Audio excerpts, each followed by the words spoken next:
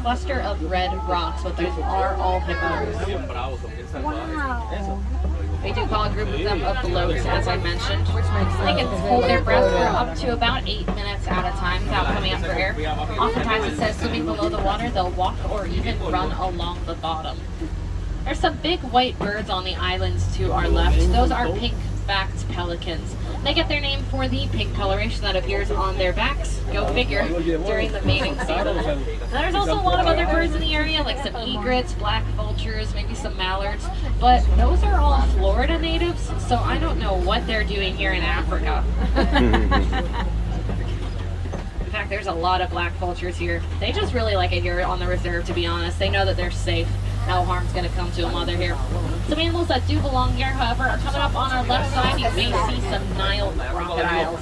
Just a reminder to remain seated at all times. Whoa, do you see them swimming? Friends, especially as we go over this bumpy bridge, because we do feed the crocodiles off of this bridge. That's all I'm saying. Those Nile crocodiles grow up to about 16 feet in length, though some have been known to stretch to the length of close to 20 feet. While they might look pretty scary, those Nile crocodiles are actually very good parents. If they have an egg that's just about ready to hatch, they can put the egg in their mouth and roll it around to help it out in the hatching process. Also, if any of their babies are ever potentially in danger, Mama Croc has a pouch in her mouth that she can scoop the babies up into to hide them away until she's decided that that danger has passed and it's safe to let those babies back out again. Coming up on our right side is a baobab tree, which is also nicknamed the upside down tree because those branches look so much like roots pointed the wrong way. Those branches only have leaves on them 3 out of the 12 months of the year. The other 9 months are completely barren, just like we saw here. That is the baobab tree that needs as much water as possible in that big old trunk. We are going to be headed on to the Savannah next, which is a big, wide, flat, open plain where we often see quite a few different species of animals out there. I'm sure you've already spotted some. We're going to be talking about each species as we come up towards them, however.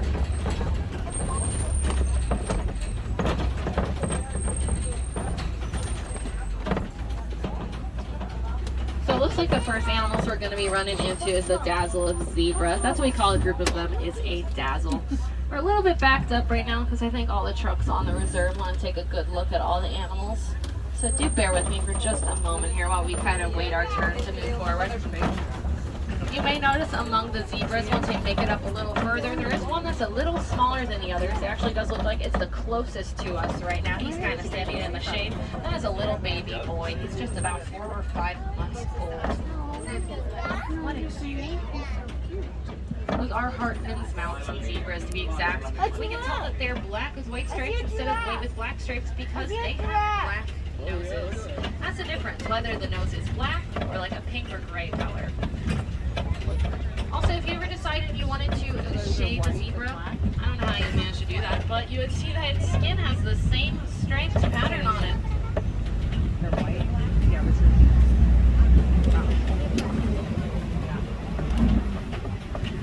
Out on our left side, I do see some African wild dogs out there. I'm going to swing us around for a better look at them. So kind of take a look at that back rock wall and follow it all the way along to your left. You'll see quite a few African wild dogs back there. I see a bunch of them now. They're also known as painted dogs. They go by both of those names, wild dogs or painted dogs. And one more time, I'm going to ask that all y'all remain seated. I need a backside in a lap or seat for your safety at all times. As much as you want to see the animals, we will have good views on both sides of the truck. Now, way out there on our left, kind of behind those big old logs that are sort of in our way, you may see some brown antelopes with long curved horns.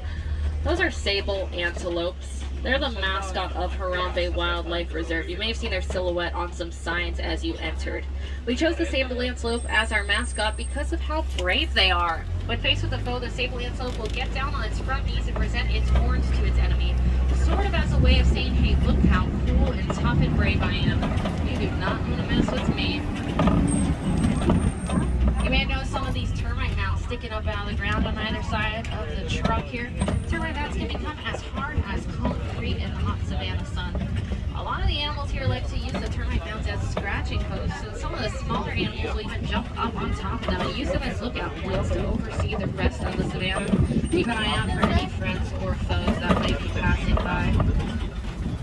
So we're going to get a closer look at that Dazzle of Zebras in just a moment as soon as we're able to move on board. What does look to me like there's a little bit of a migration of springbok out there that's kind of holding up the truck, 2 trucks ahead of us right now. That is those little tan antelopes that are kind of heading our way here on the left side. Those are springbok. They are very, very small, but they are fully grown. A springbok is able to jump 6 feet straight up into the air from standing. When they're running, they can jump 13 feet forward. They'll sometimes exhibit a behavior called pronking. That's P-R-O-N-K-I-N-G. And pronking is what happens when they jump straight up with their legs outstretched beneath them. And it's thought that that's meant to confuse predators on the direction that they are headed next. Oh, we're about That's to all get, those like, little touch that springboks right on the side there. David, look how Now close also we're on gonna our get left, to you'll the be able to giraffe. see one of our Maasai giraffes. We'll see quite a few Maasai giraffes out here on our safari today. And then that family of zebras once again on our right. So whichever you prefer to look at, both are pretty interesting, guys. Oh, it looks like our little baby zebra's actually nursing right now. That's really cool. Drinking some milk from mom. Right there.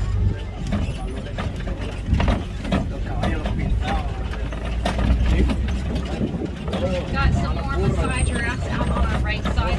Also kind of back over your right shoulder, you may see some gray antelopes way back there, kind of on the trail. Those are white-bearded wildebeest. They're also known as gnus. That's G-N-U. And they get the name gnu for the sound they make because when they vocalize, it kind of sounds like they're saying the word new. You may notice there's one really little giraffe out there to our right side. He's kind of got his head tucked downwards towards that brambly log. He's our baby giraffe. He's just about 3 months old. I like to imagine that he and that little baby zebra we saw earlier are besties. I don't know if that's true or not. I just like to imagine it. They're little boys. I feel like they would get along really well. A baby Maasai giraffe when it's first born is only about 6 feet tall. When that little baby's fully grown though, he'll be closer to 18 to 20 feet tall. He's got a lot of growing to do still. In a grove of palm trees to our right, you may see some big reddish animals with massive horns on their heads. Those are ankle cats back there, or Watusi cats. They go by both of those names. And of course, we've got the other Maasai giraffe that we're passing pretty closely by, just on our right side here.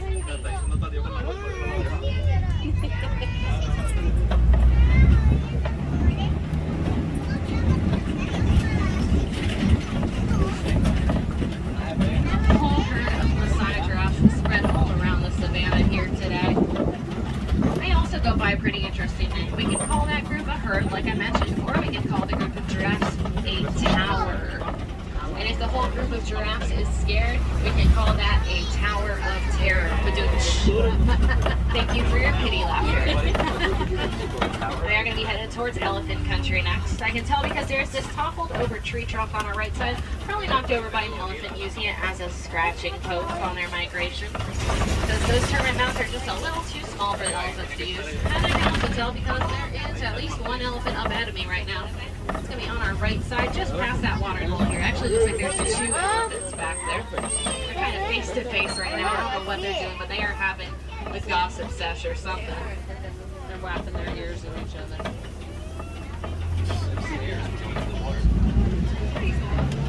Now, it does look like it's just those 2 African elephants out there. Unfortunately, I don't think we have a good vantage point to take a close look at them beyond that kind of backside that we saw right there. But since it was just the 2, I guess that they're probably both males. Elephant herds are matriarchal, which means they're composed entirely of females, except for the baby boys. Once the males become about the age of a teenager, they'll go off on their own, separated from the rest of the herd, and they'll only return during the mating season. They usually live fully independently by themselves. Sometimes when they're teenagers or young adults, they might not quite know how to fend for themselves just yet. So they'll form what we call a bachelor herd, which is a very small group of young adult males taking care of each other until they're ready to live independently. So we probably did just in fact see a bachelor herd right there of young males, or we could call them bull elephants. All the males are bulls and all the females are cows.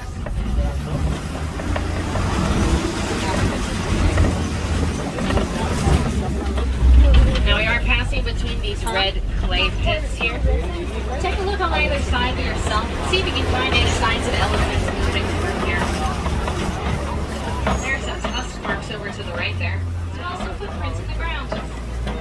Elephants will carve out that red clay using the tusks. They'll actually consume it as a part of their diet. The clay gives them all the vitamins and minerals they need to supplement their diet. Sort of similar to how you or I might take a gummy vitamin in the morning.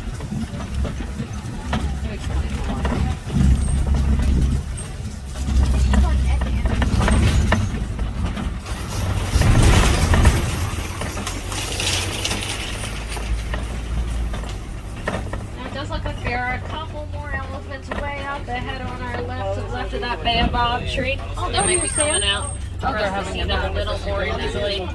They're sisters. I think they're having a little bit of a tussle for dominance right now, but this is like a daily activity, to be honest. Just picture how you fight with your siblings just for a few minutes, then you go back to, eat dinner together. It's just like that. We can tell that those girls are African elephants. Well, first of all, because we are in Africa right now, but also because their ears are much larger than that of the Indian elephants, and their ears are shaped a little bit like the continent of Africa. I'm not surprised they're hanging around here because elephants love watering holes, just like the one we're about to pass through, the very shallow end of here. Not only are watering holes a great place to take a nice cool bath, but also they'll pick up the mud from the bottom of the watering hole and toss it up onto their backs. That's called mudding, and they do that because not only is the mud nice and cool, you can see them again back over your left shoulder, but it also acts like a natural sunscreen to protect their skin against the harmful UV rays of the sun. Excuse you.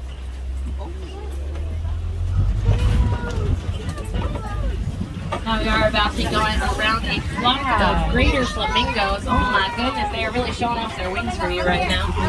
I don't know what startled them. Was it me? I'm sorry. We can also call them a flamboyance of flamingos.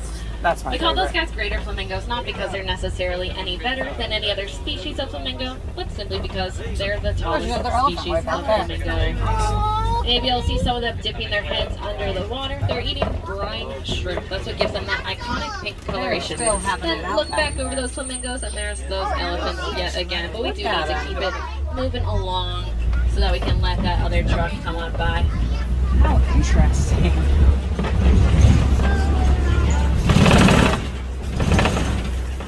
It looks like, we've got a mama and baby white rhino. I know, Oh the my mama and the goodness, baby. it's just a baby-built day today. I knew This is she had a been male born. baby. He's See? almost a year old. He's gonna hit his first birthday in just a few weeks. I'm very excited for it. He's hanging out with mom right now. Those guys are white rhinos. We call them white rhinos not for the color white, but if you ask me, they look pretty gray. But nope, they get the name white rhino for a mistranslation of the Afrikaans word vite. Vite means wide, which describes the shape of their mouths.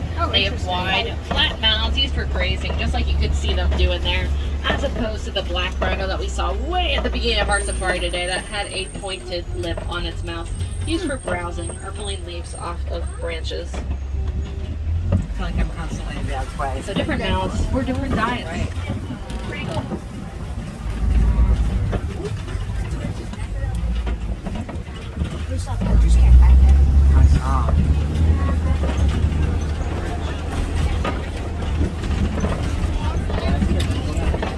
Wow, we're seeing like amazing animals today. I can't believe it.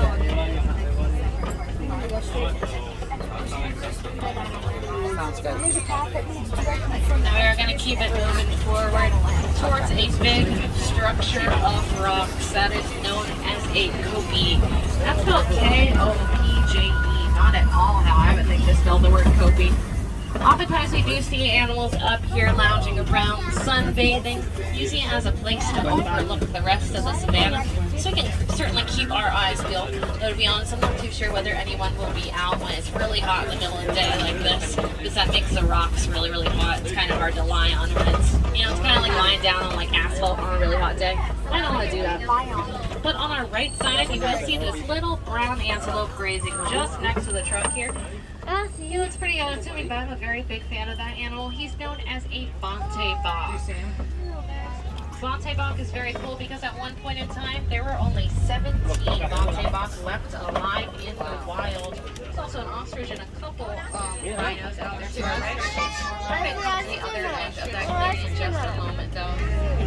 But you know, there were only 17 Bonte Bach left, so there was a farmer in Africa who realized this and set aside a part of his land for that herd of Bonte Bach. Believe it or not, because they were protected, their numbers are now back to booming, which really just goes to show what the impact of just one person can accomplish.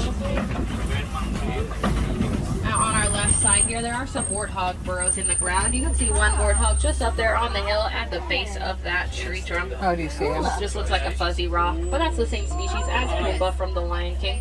There's another one way back there out in the shadows behind that other old tree trunk. Warthogs will use the tusks on their faces to carve out those burrows you see in the ground, and then they'll back into them with their tusks pointed outwards, so they're ready to wake up and charge at any potential foes that might wander by at any given time. Now here's another view of those white rhinos on our right side, as well as some ostriches moving around. If you call a group of rhinos like that, a crash of rhinos. And then, oh my goodness, on the ground, some rhino eggs. I'm just kidding, those are ostrich eggs. Rhinos can't lay eggs. Ostriches are the largest birds in the world, so consequently they do lay the largest eggs in the world. A fully grown human man can stand on an ostrich egg and it will not crack. That must be a strong baby to get on there. I don't think I'm that strong. I don't think I could crack one of those eggs. Now we are headed into the Magadi Glen. That's home to our Warden's Coast, so maybe we'll be able to stop by for a quick visit to St. John to our reserve wardens.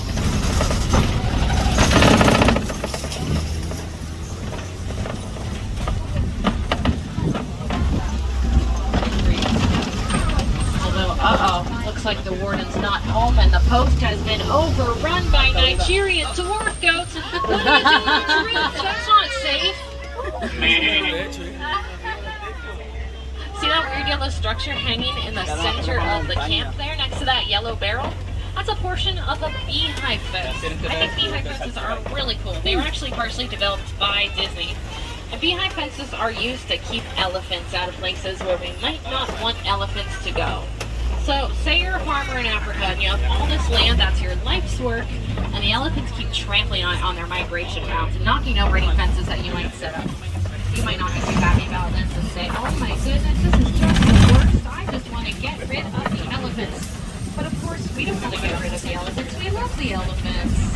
So instead, what you as the farmer can do is set up some of those beehive fences around the perimeter of your property.